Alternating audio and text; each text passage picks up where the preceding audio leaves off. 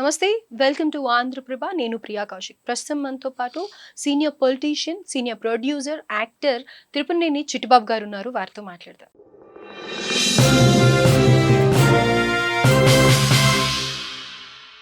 Hello sir, నమస్తే. నమస్తే sir, ఇప్పుడు నేను దేని గురించి అడగట్లేదు మిమ్మల్ని పొలిటికల్గా, అలా జస్ట్ మనం రీసెంట్గా చేసిన ఇంటర్వ్యూస్ గురించి మాట్లాడతాను. అందులో ఒక్క ఇంటర్వ్యూ ప్రత్యేకంగా అప్పుడు మీరు అన్నారు, ఎలక్షన్స్ టైంలో ఈ పర్సన్ వస్తే మొత్తం రాజకీయాలు మారిపోతాయి. ఎస్పెషల్లీ పవన్ కళ్యాణ్ గారి గురించి మనం మాట్లాడుకున్నప్పుడు రాజకీయాలన్నీ మారిపోతాయి, చాలా బాగుంటుంది అని చెప్పేసి మీరే ఎంతో పాజిటివ్గా మాట్లాడారు.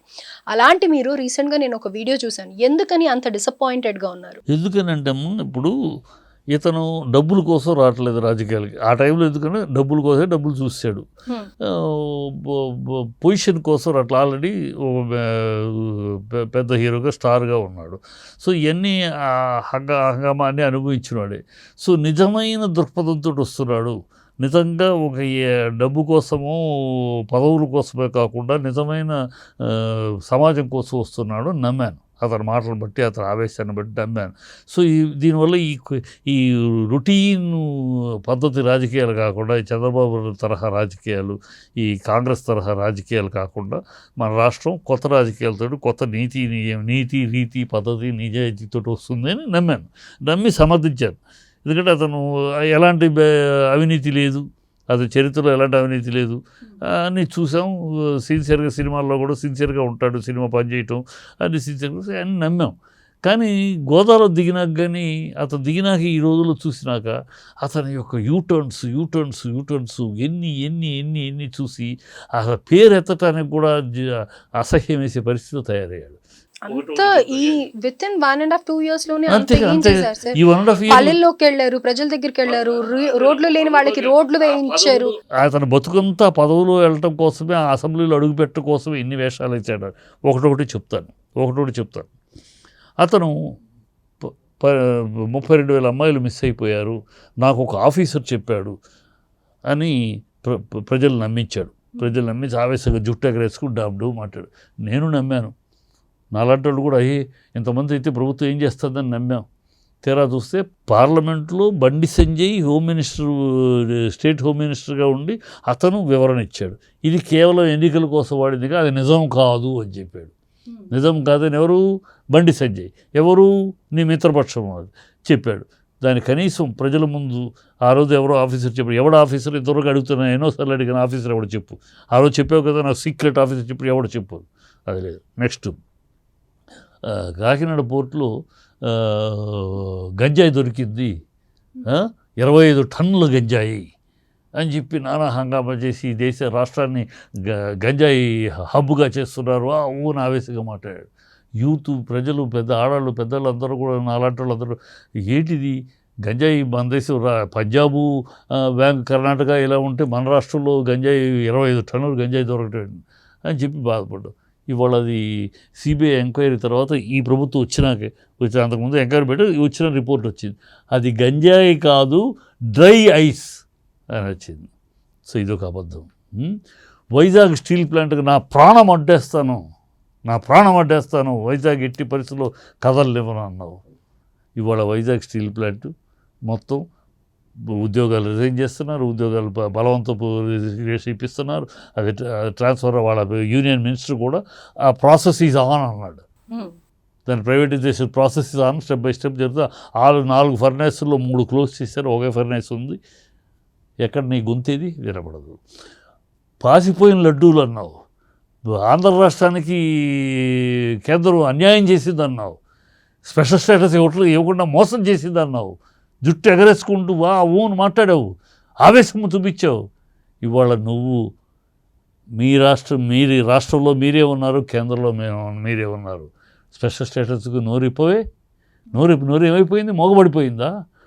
తర్వాత నేను క్రిస్టియన్ని, నా పిల్లలు క్రిస్టియను, నేను బాప్టిజం తీసుకున్నాను, మా నాన్న దీపారాధనలో సిగరెట్ అంటించుకుంటాడు, అసలు ఈ దేశంలో మత కల్లోలం జరగడానికి హిందువులే కారణం అని నీ నోరే వాగింది. ఎక్కడ సాక్ష్యాలు అన్నీ నీ నోరే వాగింది, ఎవరి వల్ల? నువ్వే వాగావు. అదే నోటితోటి ఇవాళ నేను సనాతనం అంటావు. సనాతన్ని అంటావు. ఎన్ని మార్పులు చేస్తావు, ఎందుకు చేస్తున్నావు, ఎవరికో దేనికోసం చేస్తావు అంటే నీ ధ్యేయం అసలు ఈ ప్రజలు ఉన్నే సినిమా డైలాగుల్లాగా ఆవేశంగా మాట్లాడేసి అనేసి పబ్బం గడుపుకున్నావు. చంద్రబాబు కన్నా దారుణమైన అబద్ధాల కోరుగా తయారయ్యావు. చంద్రబాబు కన్నా దారుణంగా ప్రజలను మోసగించేవాడిగా తయారు నువ్వు. చంద్రబాబుకి అలవాటిది చెప్పటం, మాట్లాడటం, తర్వాత ఆ మాట తిప్పేయటం, యూటర్న్. చంద్రబాబుకి అంతకన్నా దారుణమైన అబద్ధాల కూరుగా నాలిక తాటి పట్టాది.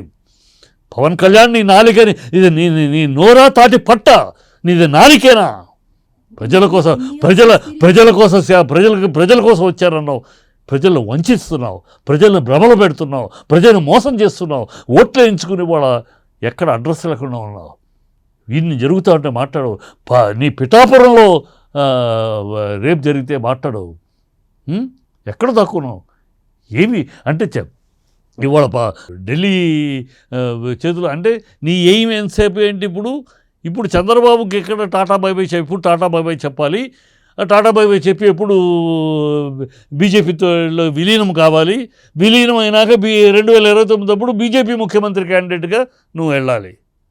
దానికోసం సనాతన ధర్మం, ఆ ధర్మం, ఈ ధర్మం అని వాళ్ళు డ్రామా ఆడుతున్నావు. మన ఒక రాజకీయ నాయకుడు, మామూలు రాజకీయ నాయకుడు ఆడే డ్రామా అంతకన్నా హీనమైన డ్రామాలు ఆడుతున్నాడు పవన్ కళ్యాణ్. అందుకని నాకు డిసప్పాయింట్మెంట్.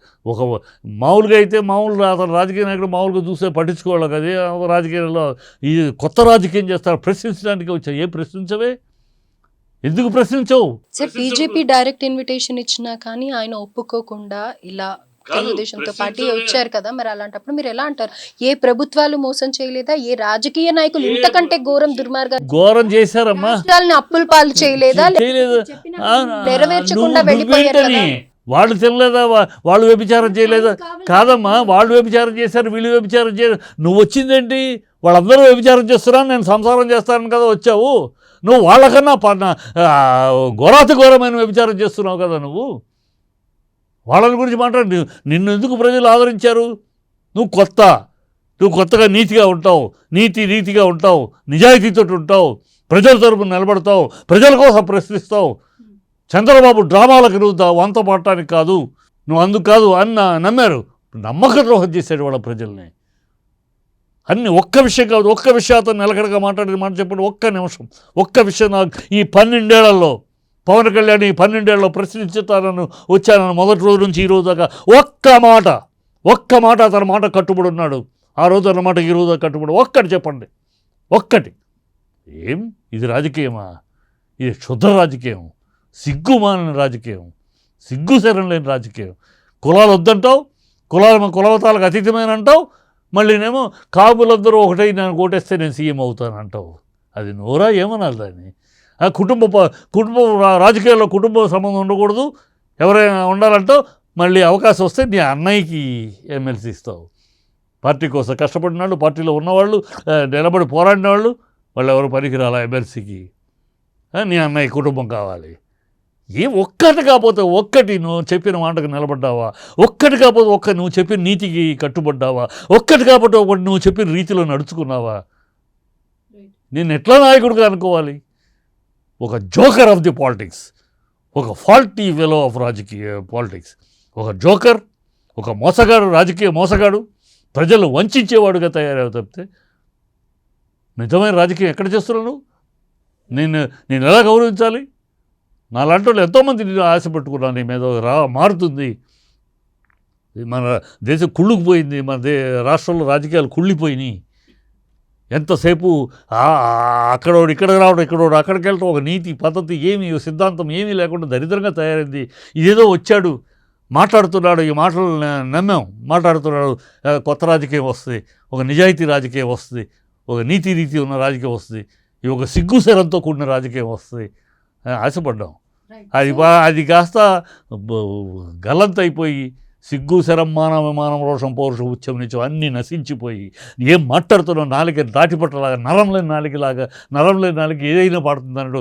మతిమరుపు ఉందా అతనికి? ఒకవేళ చెప్పింది ఏం చెప్పాడో గుర్తుండదా? మర్చిపోతా.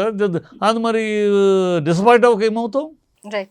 సో ఏదైతే ఎలక్షన్స్ ముందు, ఎలక్షన్స్ అప్పుడు హామీలు చెప్పారో అవేవి నెరవేర్చట్లేదు. టోటల్‌గా ఆంధ్ర ప్రజలు కూడా డిసప్పాయింటెడ్‌గా ఉన్నారు. అండ్ సీనియర్స్ ఎక్స్‌పీరియన్స్ ఉన్న మేము కూడా ఆశ్చర్యానికి గురవుతున్నామని అని అంటారు. అదే ఆశ్చర్యమే కదమ్మా. డిఫరెన్స్ ఏది, తన మార్క్ ఏది చూయించలేదు. ఒక్కొక్కసారి మాట మారుస్తున్నారు. ఎంతటి మోసగాడని అనుకోలా. అతను ఒక మోసగాడుగా, ఒక వంచకుడుగా ప్రజల్ని భ్రమలోకి చంద్రబాబు ఒక్కడే అనుకుంటే చంద్రబాబు తలలో జేజీలాగా తయారాడు. చంద్రబాబు ఒక్కడే ప్రజల్ని భ్రమలో కల్పించి ప్రజలకు మాటలు ఇచ్చి వంచి మోసగించి చేస్తాడు. అతను నమ్మలా ప్రజలు ఎన్నికలప్పుడు. అంతకు ముందున్న ప్రభుత్వం గురించి ఏమంటారు మరి మీరు? అంతకుముందు ప్రభుత్వం బాగాలేదనగా ప్రజలు నీకు ఇచ్చింది ఓట్లు. ఇప్పుడు చంద్రబాబును నమ్మి ప్రజలు ఓట్లు వేయలేదు. చంద్రబాబు నమ్మి కాదు, ప్రజలు ఎక్కడ నమ్మారంటే చంద్రబాబు మోసం చేస్తాడు, ప్రామిసులు చేస్తాడు, అన్నీ చేస్తాడు. గతంలో కూడా 600 ప్రామిసులు ఇచ్చి 6 ప్రామిసులు తెలుసు ప్రజలకి. కానీ ఈ పక్కన 6 అడుగుల బుల్లెట్ ఉన్నాడు, ఈ బుల్లెట్ ఉన్నాడు, వీడు నిలదీస్తాడు, ఏదో మనం సాధిస్తాడు అనుకుంటే ఈ బుల్లెట్ తుస్సుమని ఎందుకు పనికిరాలి బుల్లెట్గా అయిపోయి వాడు చంద్రబాబు తలలో జేజీలాగా తయారై అతను ఒకటంటే నువ్వు ఒకటి, అతను ఒకటే ఫ్రాడ్ నెంబర్ 1 అంటే నువ్వు ఫ్రాడ్ 1.5గా తయారు. అతనికన్నా ఒక గంట పెరిగిపోయి చేస్తే ప్రజలు నా బాధలో ప్రజలు నమ్మారు. ఆ నమ్మకాన్ని ఒమ్ము చేసేసేవే. ఇంకా ఏదో అదే పదవి, ఇంకా మాట్లాడితే అదే వస్తే చేస్తా, జుట్టు ఎగరేసుకుని ఈ జుట్టు ఎగరేసుకుంటూ ఆవేశం సినిమాలో డైలాగులు మాట్లాడేసి జనాలు ఇంక వంచడం ప్రజలు తెలుసుకున్నారు. అతను ఒక జోకరే అంతే, ఒక కమెడియన్ ఆఫ్ ది పాలిటిక్స్ అయిపోయాడు. Right sir, thank you so much.